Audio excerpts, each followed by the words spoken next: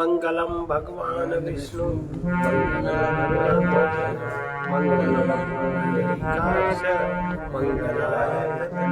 अरे ये अध्याय 2 का कठोपनिषद अध्याय 2 की दूसरी बल्ली का 6वां मंत्र। मरणोत्तर काल में जीव की गति।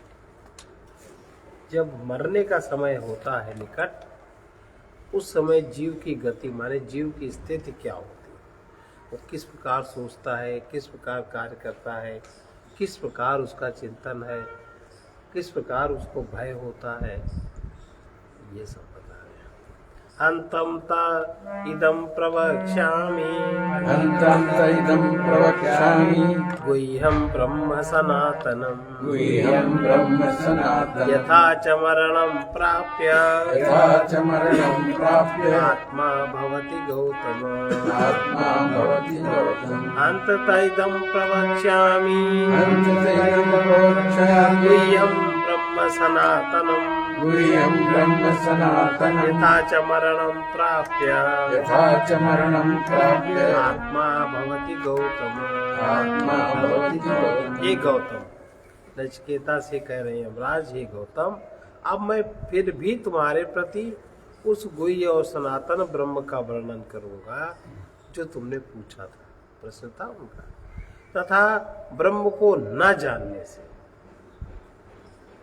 ब्रह्म को न जानने के कारण, परमात्मा को न जानने के कारण मरण को प्राप्त होने पर आत्मा जैसा हो जाता है वह वो भी मैं तुमको बताऊं। अगर ब्रह्म को जाना, परमात्मा को जाना, बुद्धि से ही जाना, तब तो दूसरी गति होती है। और अगर उसको न जाना, खाए पिए जी गए, अगर ऐसे मर गए, अधिकतर लोग ऐसे ही मरते, तो फिर वो आत्मा कैसा हो जाता है, क्या गति उसकी हो जाती है, वो भी बतलाऊंगा। आओ अब मैं तुम्हें फिर भी इस गुह्य गोपनीय सनातन चिंतन ब्रह्म के विषय में बतलाऊंगा, जिसके ज्ञान से संपूर्ण संसार की निवृत्ति हो जाती है, तथा जिसका ज्ञान न होने पर मरण को जीव प्राप्त होने के बाद आत्मा जैसा हो जाता है, अर्थात तो जिस प्रकार जन्म मरण रूप संसार को प्राप्त होता है, हे गौतम उसको सुनो। योनिमन्ये प्रपद्यन्ते शरीरत्वाय देहिनः स्थाणुमन्येनुसंयन्ति यथा कर्म यथा श्रुतम् योनिमन्ये प्रपद्यन्ते शरीरत्वाय देहिनः स्थाणुमन्येनुसंयन्ति यथा कर्म यथा श्रुतम्। अपने कर्म और ज्ञान के अनुसार जीव का जिस प्रकार का कर्म क्या है, कर्म है, कर्म मेरी पत्नी, मेरे बच्चे, उनके लिए हमारा कर्म, इसके इतर कोई कर्म नहीं, निष्काम कोई कर्म जीवन में नहीं है। आखिर हम तुम्हें ऐसा क्यों करें, तुम मेरे कौन लगते हो। इवन जो पारिवारिक परिकर है, चाचा ताऊ बुआ, उनको भी नहीं कोई कुछ करता। उन्होंने कैसा किया, या मतलब संबंध ही नहीं होता। वर्तमान समय की जो स्थिति है, तो मरने जीने का भी संबंध नहीं होता। मरने की भी जो क्रियाकलाप है, उसमें भी सगे चाचा ताऊ भाई भी एकत्रीकरण का विधान शहरों में नहीं है, कहीं नहीं है। मतलब जो परिवार है खत्म, केवल उनका अपना घर रहता है। जो कुल है, कुल की तो बात ही नहीं, खत्म। अब इसका सबका परिणाम क्या होता है, अपने कर्म और ज्ञान के। और ज्ञान इतना ही है कि मेरी पत्नी, उससे जो हमारा बीज विकसित हुआ वो, और उसके लिए हमने सारी जिंदगी बैल की तरह, पशु की तरह हम वहीं घूमेंगे, वो चाहे जूता मारे, चाहे लड़ाए, चाहे जो करें, भाई मेरे की ग्रंथि मोह की बड़ी मजबूत है। परिवार छोटा, कुल छोटा, खानदान छोटा, गांव जवार छोटा, मरने जीने पर भी एकत्रीकरण नहीं है। शादी ब्याह में भी कोई मान्यता नहीं है। विवाह में कहीं देखना लड़की लड़का पति पत्नी चले जाते हैं, औरत दूसरों का चौका देखती है और पति अपना बाकी बात करता है। इसके अलावा शहरों की जिंदगी तो हमें ये इस समय ये नजर आती है। तो उसके अपने कर्म और ज्ञान के अनुसार कितने ही देहधारी, कितने माने बहुत, तो शरीर धारण करने के लिए किसी योनि को प्राप्त होते, किसी योनि, और कितने ही स्थावर भाव को प्राप्त होते हैं। स्थावर माने पेड़ पौधे, इससे दूसरी योनि नहीं लिखी। कितने ही तो किसी भी योनि को प्राप्त होते हैं, मनुष्य योनि को छोड़ के, और मनुष्य से ऊपर योनियों को छोड़ के, मनुष्य से जो नीचे की योनियां हैं, अपने कर्म और ज्ञान और कर्म इतना है जीव का, मोटा मोटा हमने बताया। वैसे तो अनेक तरह के सब प्रकार के लोग हैं, पर वर्तमान समय में अधिकता इस बात की है। तो दे अपने कर्म और ज्ञान के अनुसार, जैसा उनका कर्म है, जैसा उनका ज्ञान है, कितने ही देहधारी तो शरीर धारण करने के लिए उनको शरीर किसी तरह मिले वो, क्योंकि उन्हें तो शरीर नहीं तो भोग नहीं, किसी भी योनि को प्राप्त होते हैं, और कितने ही स्थावर भाव को प्राप्त हो जाते हैं, पेड़ बन जाते हैं, पौधे बन जाते हैं। अन्य कुछ अविद्यावान मूढ़, जो मूढ़ है, जो किसी वृत्ति में अटके हैं, लोभ वृत्ति में ज्यादा अटकते लोग, मोह वृत्ति में ज्यादा अटकते, अहंकार वृत्ति में ज्यादा अटकते, ये तो ज्यादा है। तो कि अन्य कुछ अविद्यावान मूढ़ देहधारी शरीर धारण करने के लिए वीर्य रूप बीज से संयुक्त होकर योनि द्वार को प्राप्त होते तुरंत, अर्थात किसी भी योनि में वो प्रविष्ट हो जाते, इधर मरे उधर वो प्रविष्ट हो। दूसरे कोई अत्यंत अधम पुरुष मरण को प्राप्त होकर यथा कर्म यथाश्रुत स्थान यानी वृक्ष आदि स्थावर भाव का अनुवर्तन, स्थावर भाव का अनुगमन करते हैं। तात्पर्य यह है यथा कर्म यानी जो जिसका जो कर्म है, अथवा इस जन्म में जिसने जैसा भी कर्म किया है, वो कर्म के कर्म वासना के अधीन हो जाता है। हम जो भी कर्म करते हैं हम उस वासना के अधीन हो जाते हैं, और उसके अधीन होकर यथाश्रुत यानी जिसने जैसा भी विज्ञान उपार्जित किया, जिसकी बुद्धि में जो धारणाएं बनी है, उसके अनुरूप शरीर को प्राप्त हो जाता है। जन्म अपनी अपनी बुद्धि के अनुसार हुआ करता है। अब बुद्धि को कौन कितना बढ़ाता है? जब बुद्धि विमोहित है मोहांध मन के पीछे, मन भाग रहा इंद्रिय सुख और तन के पीछे। तो जन्म अपनी अपनी बुद्धि के अनुसार हुआ करते हैं। ऐसी एक दूसरी श्रुति से भी यही प्रमाणित होता है। पहले जो यह प्रतिज्ञा की थी कि मैं तुझे गुह्य ब्रह्म बतलाऊंगा, तो जो आपके ज्ञान और आपके कर्म के अनुसार वहां जो ब्रह्म सत्ता है, वहां जो ब्रह्म का नियम चलता है, आपके कर्म ज्ञान के अनुसार ही आपकी गति होती है। आप उधर ही जाते हो, इसमें कोई किसी का दोष नहीं। अब आप इसमें चाहे जो कर्म कांड करो, चाहे जो करो, इसमें कोई दूसरे का हाथ काम नहीं देता।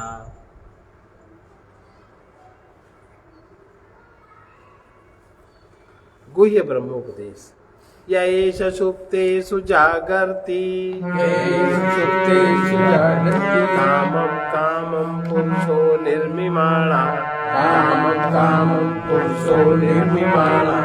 तदेव शुक्रं तद ब्रह्म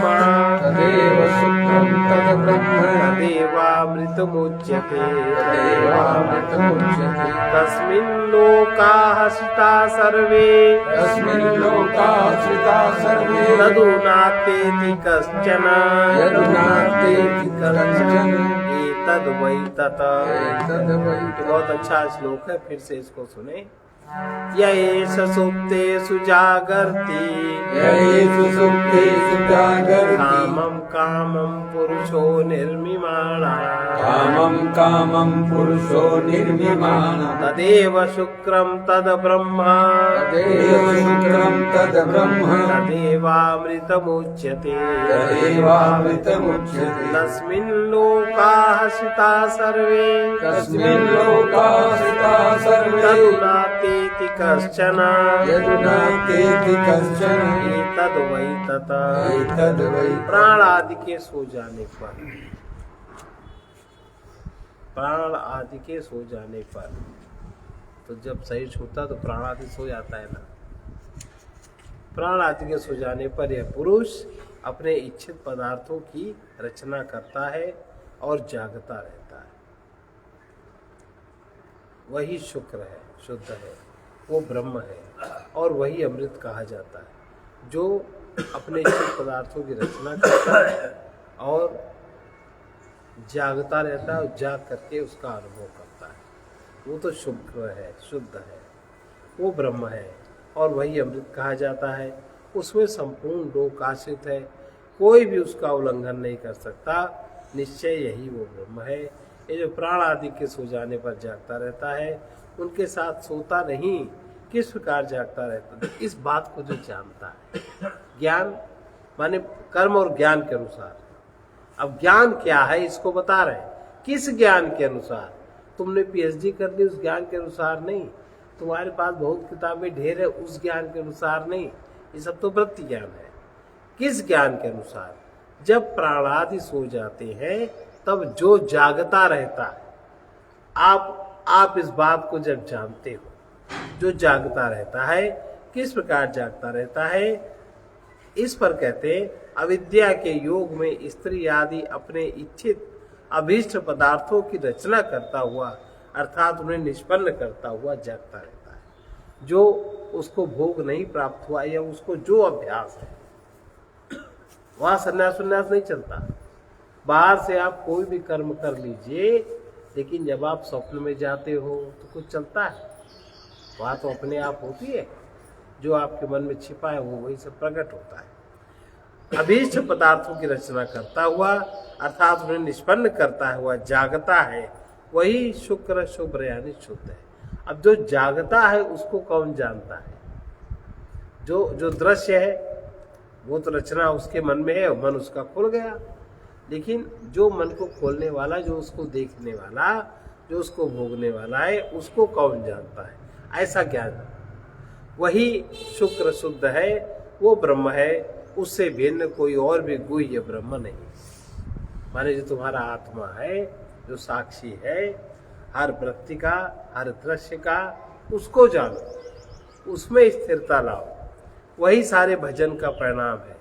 वही सब शास्त्रों में अमृत अविनाशी कहा जाता है। यही नहीं, उस ब्रह्म में ही पृथ्वी आदि संपूर्ण लोक आश्रित है। जो तुम्हारी ही अपनी क्रियाओं को, अपने मन की क्रियाओं को, अपने बुद्धि की क्रियाओं को जो जानने वाला है, उसमें स्थिरता, उसकी जागृति ही ज्ञान है। क्योंकि वो सभी लोकों का कारण है, उसका कोई भी अतिक्रमण नहीं कर सकता। निश्चय यही वो ब्रह्म है इत्यादि अनेक तारकों को उन्हें कुबुद्धि द्वारा जिसका चित्त चंचल कर दिया गया है, जिसकी बुद्धि सरल नहीं है, उन ब्राह्मणों के चित्त में प्रमाण से युक्त सिद्ध होने पर भी, आत्मैक विज्ञान बारंबार कहे जाने पर भी उनके चित्त में बात स्थिर नहीं रहती। कहाँ स्थिर रहती?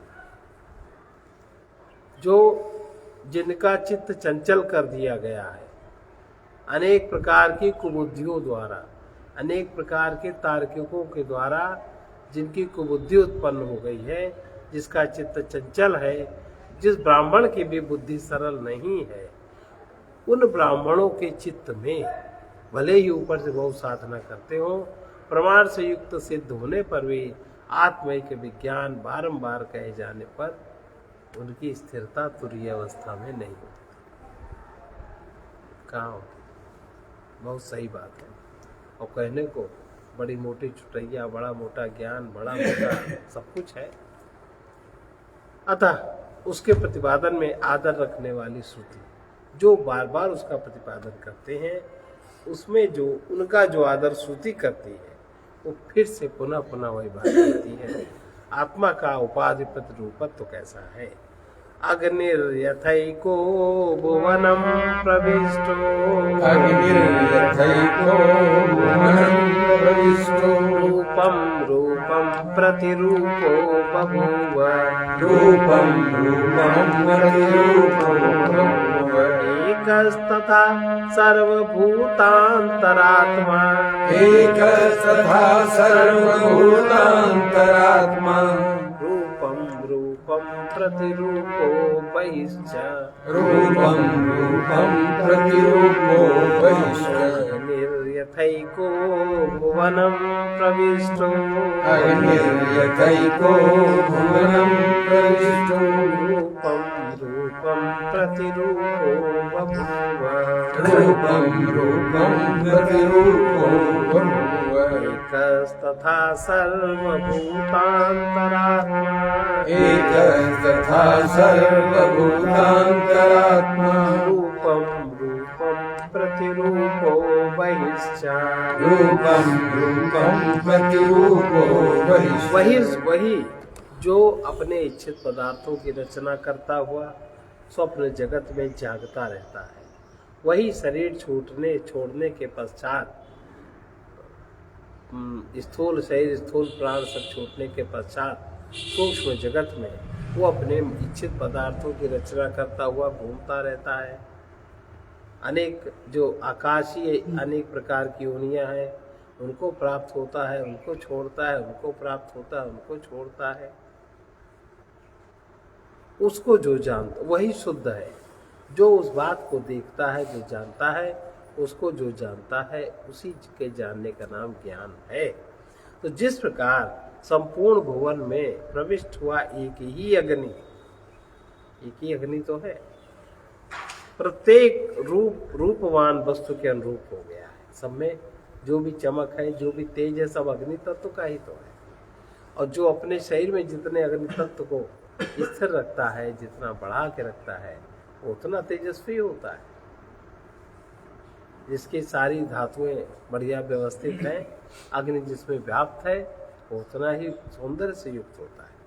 रूपवान वस्तु के अनुरूप हो गया है अग्नि, जो वस्तु में जैसा वो समाहित है वैसा ही वो समा गया है।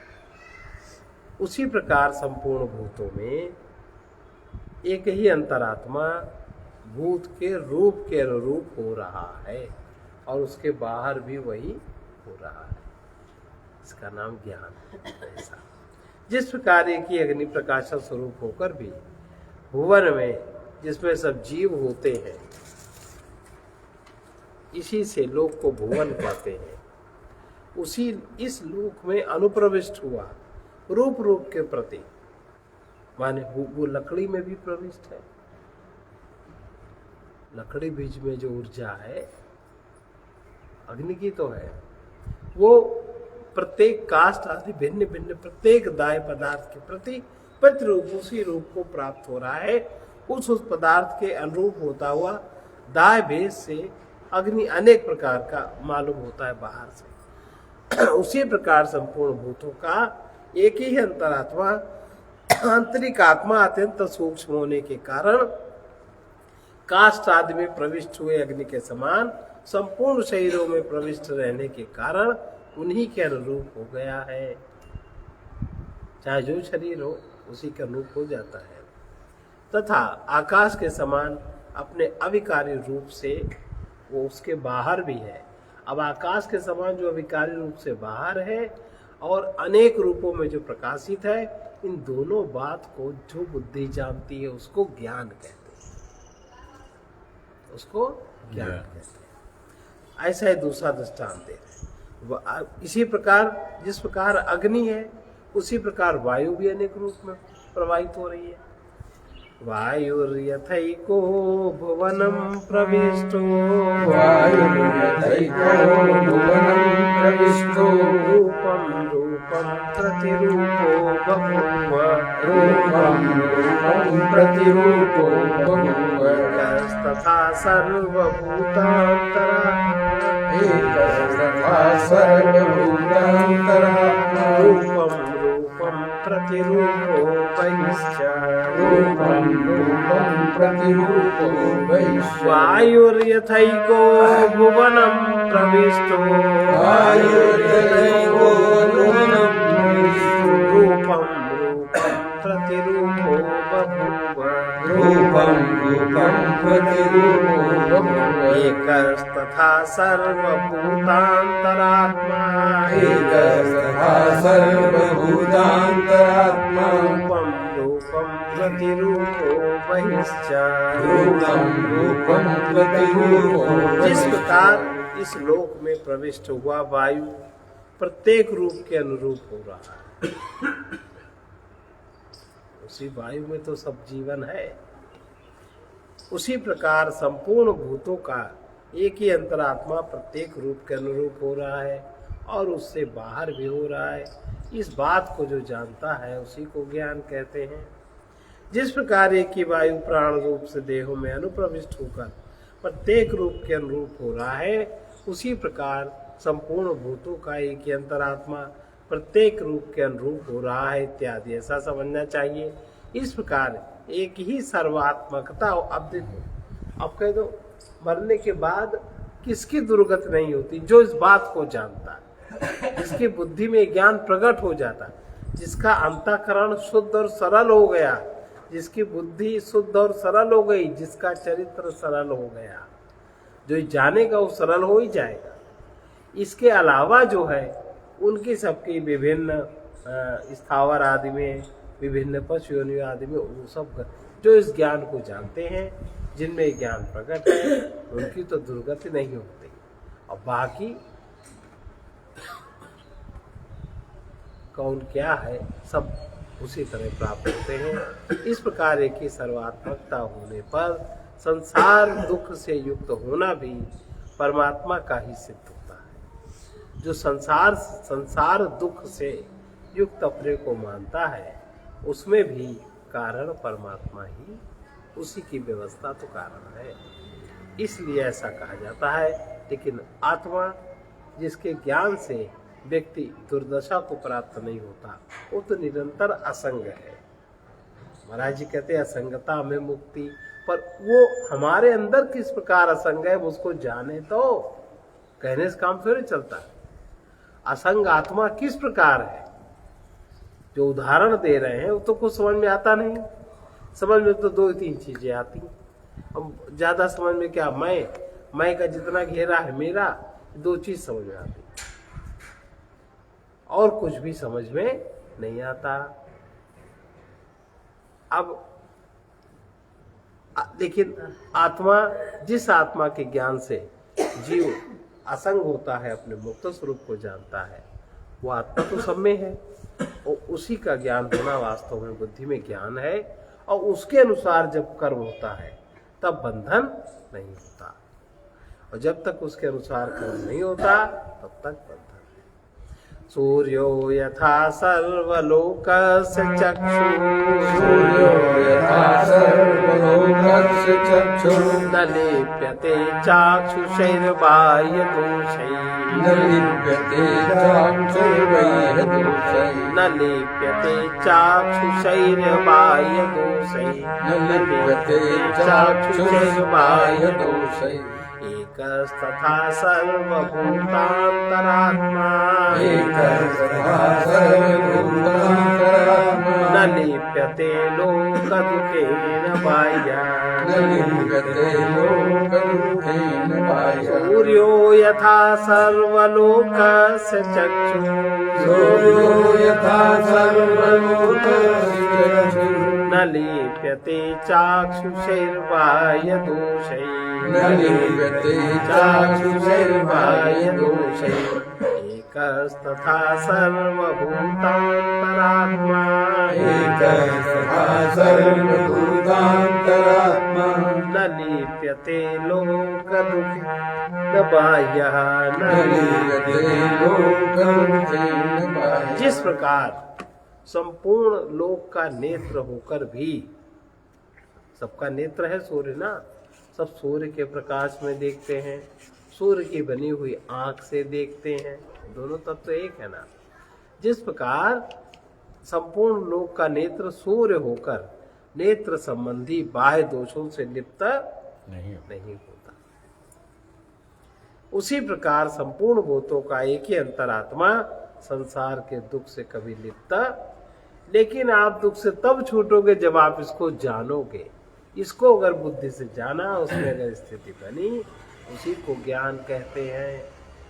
ये शब्द पढ़ के दोहरा ले, ये ज्ञान नहीं है, ये तो स्मृति प्रशिक्षण है, बल्कि उससे बाहर रहता है। जिस प्रकार संपूर्ण लोक का नेत्र होकर भी सूर्य नेत्र संबंधी बाह्य दोषों से लिप्त नहीं होता। कहाँ लिप्त होता है? नेत्र में आपके कोई भी दोष हो तो क्या आंखें लाइट लिप्त होती है? वो जहां दोष है वहां आएगी नहीं, अपने में समिट जाएगी, पर वो उससे लिपायमान नहीं होगी। उसी प्रकार संपूर्ण भूतों का एक ही अंतरात्मा संसार के दुख से लिप्त नहीं होता, बल्कि उससे बाहर रहता है। जिस प्रकार सूर्य अपने प्रकाश से लोक का उपकार करता हुआ, अर्थात मल मूत्रादि पवित्र वस्तुओं को प्रकाशित भी करता है ना, उसके कारण उन्हें देखने वाले समस्त लोगों का नेत्र रूप होकर भी अपवित्र पदार्थ आदि के देखने से प्राप्त हुए आध्यात्मिक पाप दोष तथा अपवित्र पदार्थों के संसर्ग से होने वाले बाह्य दोष से कभी सूर्य लिप्त नहीं। आपकी आंख भी देखती, आंख भी कहाँ लिप्त होती? जो भी देखते हो अच्छा बुरा, आंख का नहीं लिप्त होती। पाप दोष से संसर्ग से होने वाले बाह्य दोष से लिप्त नहीं होता। उसी प्रकार संपूर्ण भूतों का एक ही अंतरात्मा भी लोक के दुख से लिप्त नहीं होता, प्रत्युत हमेशा बाहर रहता है। लोक अपने आत्मा में आरोपित अविद्या के कारण ही कामना और कर्म जनित दुख का अनुभव करता है। अविद्या के कारण कामना, कामना के अनुसार कर्म, और कर्म से हुआ फल सुख या दुख उसका भोग करता है। किंतु वह अविद्या परमार्थता स्वात्मा में विद्या नहीं है। अविद्या का क्षेत्र है 3 लेवल तक, चौथे लेवल पे अविद्या का क्षेत्र नहीं है। ये जिस प्रकार की रज्जु शक्ति मरुस्थल आकाश से प्रतीत होने वाले सर्प रजत जल मलिनता एवं रज्जुवाद में स्वाभाविक दोष रूप नहीं है, बल्कि उनके संसर्ग में आए हुए पुरुष में विपरीत बुद्धि के अध्यास होने के कारण ही उन दोषों से युक्त प्रतीत होते हैं। किंतु उन दोषों से उनका लेप नहीं होता, क्योंकि वे तो उस विपरीत बुद्धि जनित अध्यास से बाहर ही है। इसी प्रकार संपूर्ण लोक भी रस्सी में अध्यस्त सर्प आदि के समान अपने आत्मा में क्रिया कारक फल, ये जो विपरीत ज्ञान इससे उत्पन्न होता है, इसका जो आरोप लगता है, उसके निमित्त से होने वाले जन्म मरण आदि दुख का अनुभव करता है। आत्मा तो संपूर्ण लोक का अंतरात्मा होकर भी विपरीत अध्यारोप से होने वाले लौकिक दुखों से लिप्त नहीं होता। क्यों नहीं होता? क्योंकि वो उससे बाहर है, अर्थात रज्जु आदि के समान विपरीत बुद्धि जनित अध्यास से वो बाहर है। वो अध्यास बहुत नीचे की स्थिति है, और जो इसके ऊपर जाग जाता है, अगर न जागे, राग द्वेष वाली बुद्धि हो, तो बिना बात के दोषारोपण, बिना बात के पाप बनते रहते हैं, विचार नहीं करता कोई।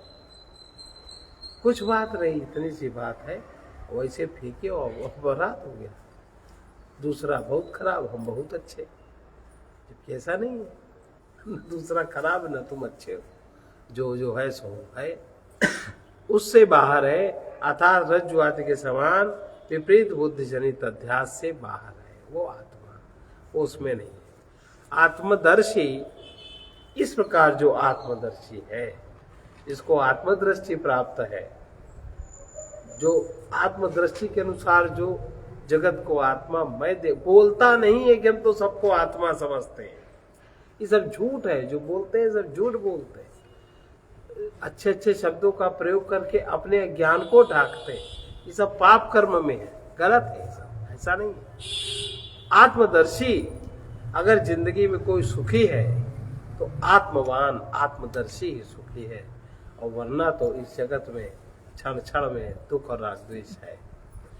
एको वशी सर्वभूतांतरात्मा, एको वशी सर्वभूतांतरात्मा, एकं रूपं बहुधाया करोति, एकं रूपं बहुधाया करोति, तमात्मस्थं येन पश्यन्ति धीरा, तमात्मस्थं येन पश्यन्ति धीरा, तेषां सुखं शाश्वतं नेतरेषाम्, तेषां सुखं शाश्वतं नेतरेषाम्। एको वशी सर्वभूतांतरात्मा, एको वशी सर्वभूतांतरात्मा, एकं रूपं बहुधाया करोति, एकं रूपं बहुधाया करोति, तमात्मस्थं येन पश्यन्ति धीरा,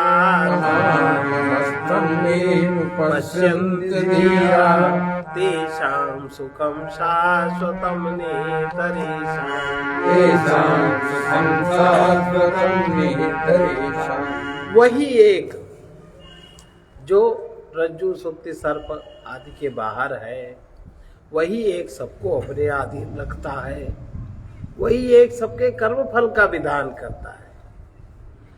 सर्वव्यापी सर्वभूतांतरात्मा, वो सर्वव्यापी है, सभी भूतों में व्याप्त है, और कर्माध्यक्षा, वही सबके कर्मों की अध्यक्षता करता है, बड़ी बारीक से देखता है। सर्वभूतादिवासा, उसका निवास सब में है। उसका रूप कैसा है? साक्षी है, चैतन्य है, निर्गुण है, वही गुण उसमें, न सत्व गुण है, न रजगुण है, ना गुण प्रकृति के हैं, उसमें कोई गुण नहीं है। तो वही सबको अपने अधीन रखने वाला संपूर्ण भूतों का अंतरात्मा अपने एक रूप को ही अनेक प्रकार कर लेता है। जहां जैसा पदार्थ आया उस रूप में वो हो गया। अपनी बुद्धि में स्थित उस आत्मदेव को जो धीर विवेकी पुरुष अनुभव कर लेते हैं, उन्हीं को नित्य सुख प्राप्त होता है, और व्यक्ति सुखी नहीं होते। वो स्वतंत्र सर्वगत परमेश्वर एक है, उसके समान अथवा उससे बड़ा और कोई नहीं है। वो वशी है, सबको वश में रखता है, सारा जगत उसके अधीन है। उसके अधीन क्यों है इस पर कहते हैं, क्योंकि वो संपूर्ण भूतों का अंतरात्मा है। इस प्रकार जो अचिंत शक्ति संपन्न होने के कारण अपने एक नित्य एक रस विशुद्ध विज्ञान स्वरूप आत्मा को नाम रूप आदि अशुद्ध उपाधि भेद के कारण अपनी सत्ता मात्र से बहुधा अनेक प्रकार से कर लेता है, उस आत्मस्थ अर्थात अपने शरीरस्थ हृदयाकाश यानी बुद्धि में चैतन्य स्वरूप की अभिव्यक्ति को जो समझ लेता है, तो जो इस आत्मा को जो लोग देख लेते हैं उन्हीं को नित्य सुख प्राप्त होता है। आकाश के समान अमूर्तिमान, उसकी कोई मूर्ति नहीं, उसका कोई चिन्ह नहीं। उसकी उपासना कैसे की जाए? उसकी उपासना अपने में होके, उसकी उपासना अपने में की जाए।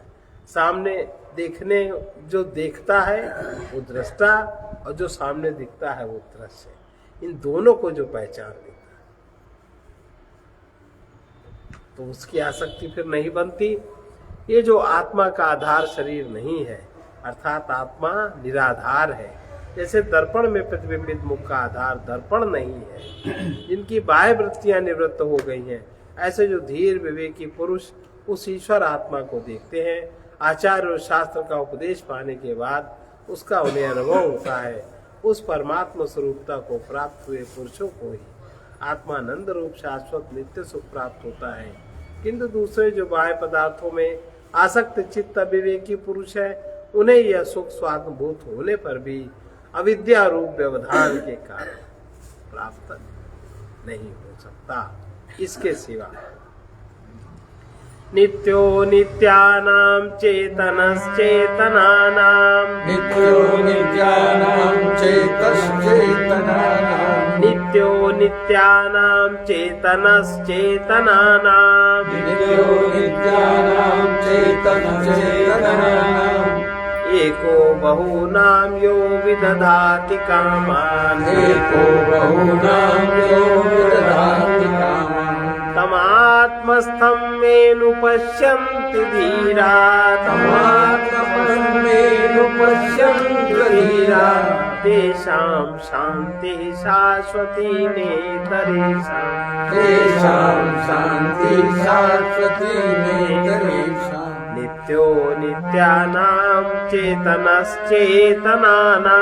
नित्यो नित्यानां चेतनश्चेतनानाम् एको बहूनां यो विदधाति कामान् एको बहूनां यो विदधाति कामान् तमात्मस्थं मेनुपश्यन्ति धीरा तमात्मस्थं मेनुपश्यन्ति धीरा तेषां शान्ति शाश्वती नेतरेषाम् तेषां शान्तिः शाश्वती नेतरेषाम्। जो अनित्य पदार्थों में भी नित्य स्वरूप और ब्रह्मा आदि के चेतनों में भी जो चेतन है, जो अकेला ही अनेकों की कामनाएं पूर्ण करता है, अपनी बुद्धि में स्थित कैसे उपासना की जाए? घंटी बजा के। और अपनी बुद्धि में स्थित जब आप एकाग्र होना चाहोगे तो अनहद नाद तो सुनाई देगा, वही तो घंटी है। और उसको अकेला ही सबकी कामनाएं पूर्ण करता है। अपनी बुद्धि में स्थित उस आत्मा को जो विवेकी पुरुष देखते हैं, उन्हीं को नित्य शांति प्राप्त होती है, औरों को नहीं प्राप्त होती। जो अनित्यों में, नाशवानों में नित्य विनाशी है, चेतन अर्थात ब्रह्मा आदि अन्य चेतयिता प्राणियों का भी जो चेतन है, जिस प्रकार जल आदि दाह शक्ति शून्य पदार्थों का दाहकत्व अग्नि के निमित्त से होता है, वैसे ही अन्य प्राणियों का चेतनत्व आत्म चैतन्य के निमित्त से ही है। इसके सिवा वो सर्वज्ञ और सर्वेश्वर भी है, क्योंकि वो अकेला ही बिना किसी प्रयास के अनेक सकाम और संसारी पुरुषों के कर्मानुरूप, देखो ऐसे नहीं कोई भोग प्राप्त होता, अनेक संसारी पुरुषों के कर्मानुरूप भोग, उनका अगर कर्म है तब तो भोग मिलने वाला है, वरना केवल आरती करने से, घंटा बजाने से भोग नहीं मिलने वाला है। और कहाँ मिलता? वो जो जिंदगी भर आरती करता रहता है, घंटा बजाते रहता है पंडित, वो तो गंदी धोती पहने रहता है, देखा नहीं? वो अपने बच्चों की पढ़ाई के लिए दर दर भटकता रहता है, उसका कर्म है तो मिलता है। तो ये जो संसारी पुरुषों के कर्मानुरूप भोग यानी कर्म फल तथा अपने अनुग्रह स्वरूप निमित्त से हुए भोग विधान करता देता है, जो धीर बुद्धिमान पुरुष अपने आत्मा में स्थित उस आत्मदेव को देखते हैं, उन्हीं को शाश्वती नित्य यानी स्वात्मभूता शांति उपरामता प्राप्त होती है। अन्य को ऐसे नहीं, अन्य को प्राप्त नहीं होती। इस प्रकार तदे तदिति मन्यन्ते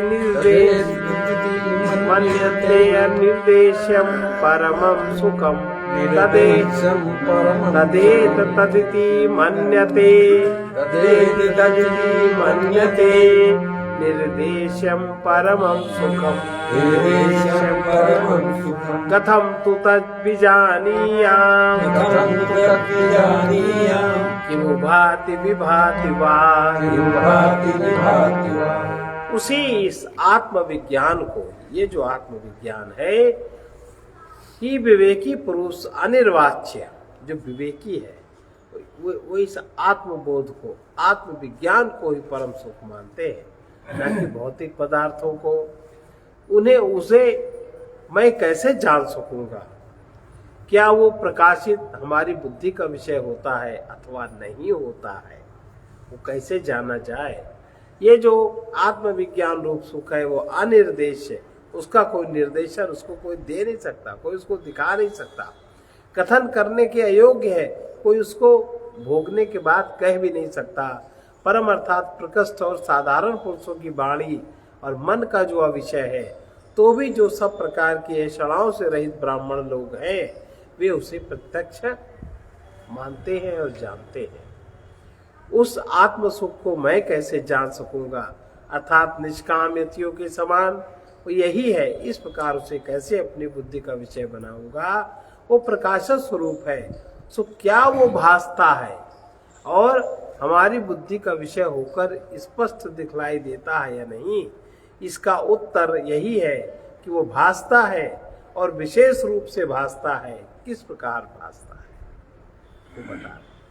न तत्र सूर्यो भाति न चंद्र तारकम, तत्र सूर्यो भाति न चंद्रभारतम्, नेमा विद्युतो भान्ति कुतोऽयमग्निः, नेमा विद्युतो भान्ति कुतोऽयमग्निः, तमेव भान्तम् अनुभाति सर्वम्, तमेव भान्तम् अनुभाति सर्वम्, तस्य भाषा सर्वमिदं विभाति, तस्य भाषा सर्वमिदं विभाति। न तत्र सूर्यो भाति न चंद्र तारकम्, न तत्र सूर्यो भाति न चन्द्रतारकम्, नेमा विद्युतो भान्ति कुतोऽयमग्निः, नेमा विद्युतो भान्ति कुतोऽयमग्निः, तमेव भान्तमनुभाति सर्वम्, तमेव भान्तमनुभाति सर्वम्, तस्य भाषा सर्वमिदं विभाति। तस्य भाषा सर्वमिदं विभाति। वो जो आत्मलोक है, वो जो आत्मा है, जो आत्मबोध है, वहां सूर्य प्रकाशित नहीं होता और सूर्य से बनी है बुद्धि। बुद्धि उसको प्रकाशित नहीं कर सकती। चंद्रमा और तारे भी वहां नहीं चमकते और विद्युत की तो वहां गति ही नहीं है। फिर इस अग्नि की तो बात ही क्या। अग्नि कौन चीज है। उसके प्रकाशमान होते हुए, उसके प्रकाशमान होने के कारण ये सब प्रकाशित होता है और उसके प्रकाश से ही ये सब कुछ भासता है। वो अव्यक्त ही व्यक्ति में व्यक्त होता, वो अव्यक्त ही व्यक्ति में व्यक्त होता, उसी की सत्ता से जग भासता है, उसी की सत्ता से जग भासता है।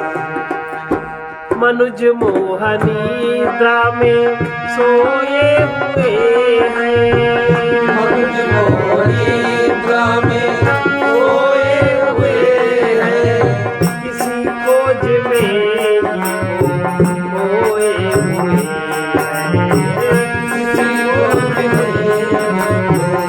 खोए हुए हैं।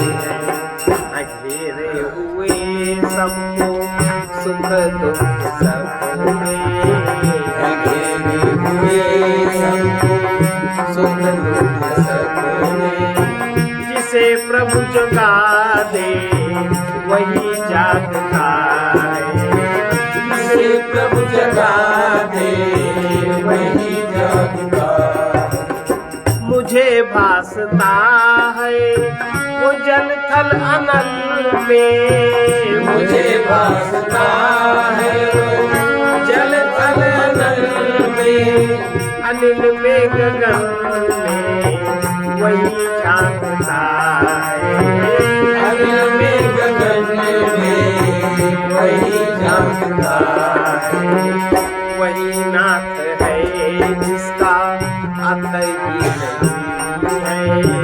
वही नाथ है जिसका अंत ही नहीं है, वही नेत्र जिसे बिना किसी नहीं है, वही नेत्र जिसे बिना किसी नहीं है। इसका अनुवाद है। और इस गीत में लोगों ने जोड़ दिया महाराज जी का नाम, जबकि गीत महाराज जी का नहीं है। नीचे महाराज जी का नहीं है। ये वहां उस आत्मलोक में सूर्य प्रकाशित नहीं होता, चंद्रमा तारे भी नहीं चमकते और नया विद्युत ही चमचमाती है। फिर इस अग्नि की तो बात ही क्या है। उसके प्रकाशमान होते हुए सब कुछ प्रकाशित होता है और उसके प्रकाश से सब कुछ भासता है। वहां वो अपने आत्मस्वरूप ब्रह्म में सबको प्रकाशित करने वाला भी सूर्य प्रकाशित नहीं होता, वो भी उस ब्रह्म को प्रकाशित नहीं कर सकता। इसी प्रकार चंद्रमा, तारे, विद्युत भी प्रकाशित नहीं करते। फिर हमारी दृष्टि के विषयभूत इस अग्नि का तो कहना ही क्या है, अधिक क्या कहा जाए। यह सूर्य आदि जो कुछ प्रकाशित हो रहे हैं वे सब उस परमात्मा के प्रकाशित होते हुए अनुभासित हो रहे हैं। जिस प्रकार जल और उल्मुख जलते हुए काष्ठ आदि अग्नि के संयोग से अग्नि के प्रज्वलित होते हुए ही दहन करते हैं, उसी प्रकार उसके प्रकाश तेज से ही सूर्य आदि सब प्रकाशित हो रहे हैं। क्योंकि ऐसा इसलिए वही ब्रह्म प्रकाशित होता है और विशेष रूप से प्रकाशित होता है। कार्यगत नाना प्रकार के प्रकाश से उस ब्रह्म की प्रकाश स्वरूपता स्वतः सिद्ध होती है, क्योंकि जिसमें स्वतः प्रकाश नहीं है वो दूसरों को भी प्रकाशित नहीं कर सकता।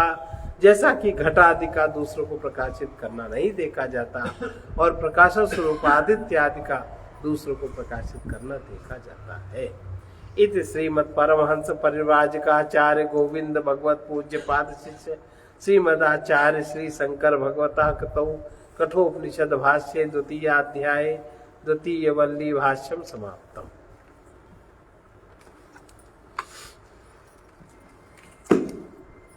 निकालो। अरे मित्र तुमने अभी तक किया क्या?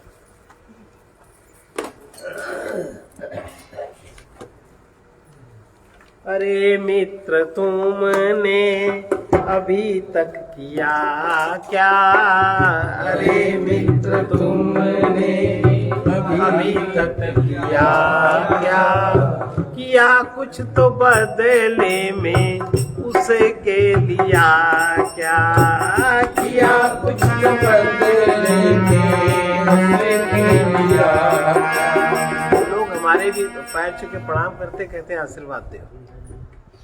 मतलब प्रणाम करना भी तुम्हारा नहीं है कि सरल हृदय है तो किसी महान व्यक्ति के प्रति आप झुक जाएंगे, आशीर्वाद छूते जाएंगे। ये वृत्ति किया कुछ तो बदले उसे किया क्या? किया कुछ तो बदले उसे किया क्या? लिया जो भी कुछ वो रहेगा कहाँ तक? लिया जो भी कुछ वो रहेगा कहाँ तक?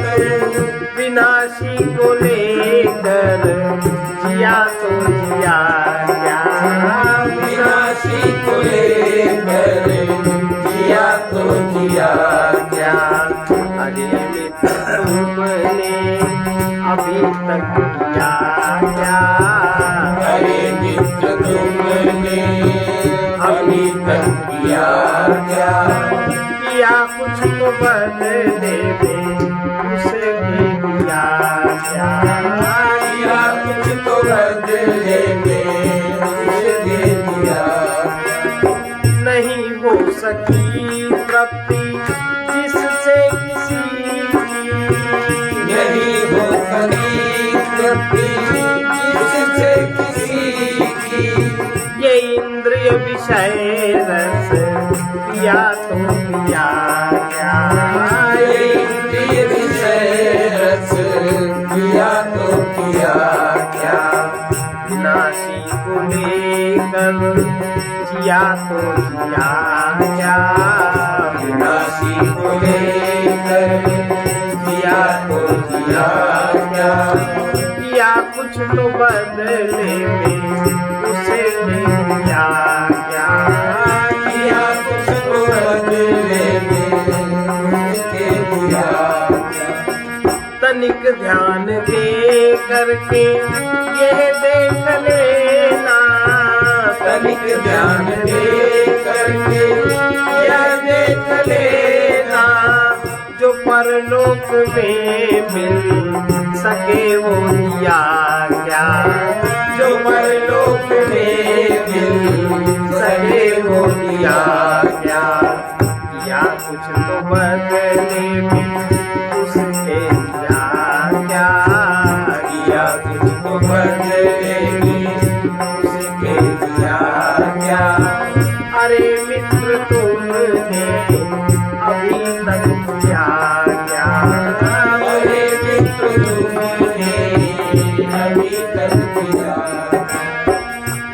दीन दुखियों का दुख देख करके, पथिक दीन दुखियों का दुख देख करके, दया से द्रवित जो ना हो या क्या, दया से द्रवित जो ना हो या क्या।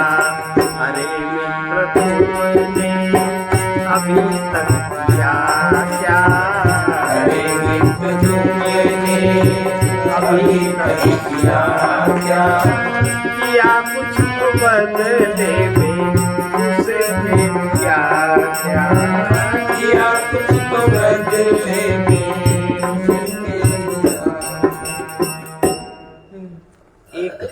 एक बहुत बड़े वैश्य ने बहुत बड़ा मंदिर बनवाया, बहुत धन लगाया, हमको भी बुलाया, प्राण प्रतिष्ठा थी, सब लोगों ने बड़ी चापलूसी करी, और भी महात्मा लोग थे, बड़ा बड़ा बोले, जैसे कि वो सेठ जी की पैलगी करना। मेरा भी नंबर आया, प्राण प्रतिष्ठा का मतलब बताया, और हमने कहा देखिए, पहली बात तो सत्यम वदिष्यामि ऋतम वदिष्यामि, जो कुछ कहेंगे वो सत्य कहेंगे, ऋत कहेंगे। ऋत माने जो प्राकृतिक नियम से सत्य जब काम करता है, तो जब यथा योग्य व्यवस्था होती जगत को, उसको ऋत कहते हैं। और जहाँ प्राकृतिक नियम की व्यवस्था नहीं है, वो जो सत्य का प्रकटीकरण वो सत्य है, ब्रह्म सत्य है। ऐसा तो हम कहा कि देखिए, कोई भी कर्म अच्छा या बुरा नहीं होता, उसके प्रति भाव अच्छा या बुरा होता है। आपने कोई भी कर्म किस भाव से किया। मंदिर तो पत्थर का बना, लेकिन ये किस कामना की पूर्ति के लिए बना। हमें तो निष्काम लगता नहीं, क्योंकि निष्काम जो लोग होते हैं उनका स्वभाव दूसरा होता है, उनकी क्रियाएं दूसरी होती है। इसके पीछे जो कामना है न पूरी हुई तो, और नहीं ही पूरी होगी, नहीं पूरी होगी, और फिर जो दुख होगा, तो जो भी श्रद्धा बनी बनाए वहां टूट जाएगी। फिर मंदिर में पूजा करने के लिए पुजारी जो रखा जाएगा, उसको तनख्वाह कौन देगा। सब बात का पूर्व पर का विचार करना चाहिए। बड़ा खराब लगा लोगों को, वहां के मालिक को भी बड़ा खराब लगा। आपको ऐसा नहीं कहना चाहिए, आपका कैसा कहना चाहिए, आपका कैसा कहना चाहिए।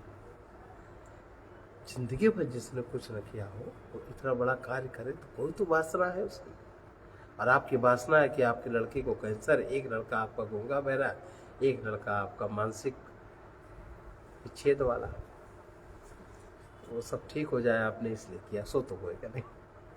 और भैया हम तो दंग, और इतना कहे कि हम तो वहां से भाग दिए, हम अपना आए बाहर गाड़ी में बैठे, चल अब हमका ढूंढना है। अब उस समय अगर सत्य न बोले तो क्या चापलूसी करे। ज्ञानी व्यक्ति चापलूसी नहीं करेगा, न समझदार चापलूसी करेगा। जिसको चाहिए होगा वो करेगा, और चाहिए होगा तुम्हें देना है तो दे, न देना है न तो पकड़ना है तो पकड़ो, न पकड़ना है न पकड़ो।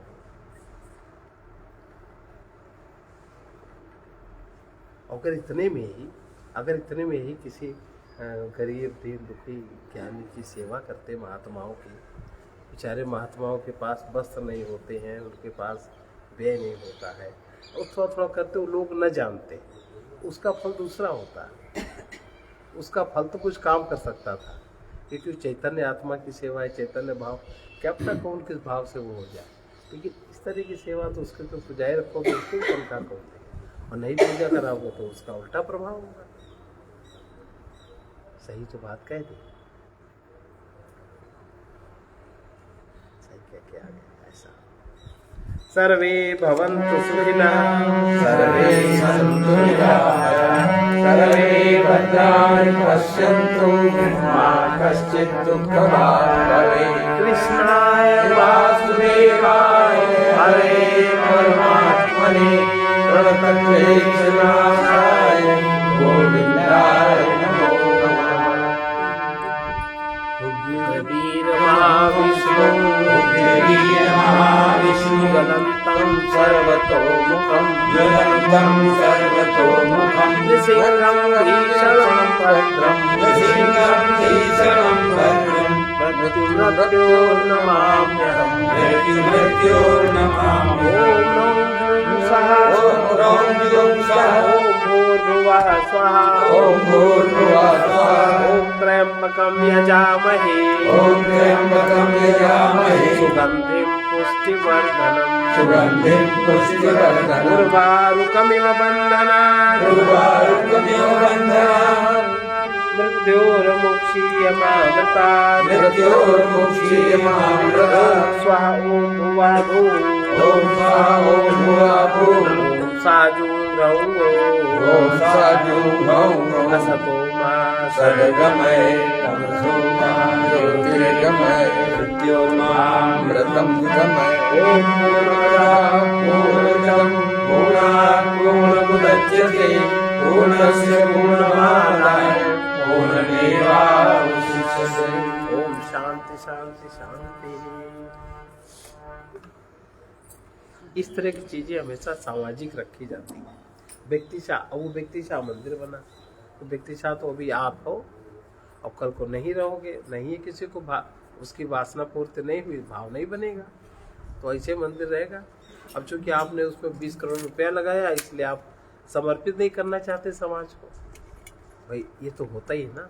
तो ऐसी चीजों का फल नहीं होता फिर, है ना। समाज को आप समर्पित कर दीजिए, ट्रस्ट बनाइए, उसमें ऐसे ऐसे लोग हो, आप ना हो तो कोई तो चलता रहे ना, देवी देवता है पूजते रहे, समाज का लाभ होता रहे। तो वो व्यक्तिगत मंदिर बना, बहुत सुंदर बना है। कहीं लखनऊ में पता नहीं अब क्या हाल है, तो दोबारा उधर देखा नहीं को।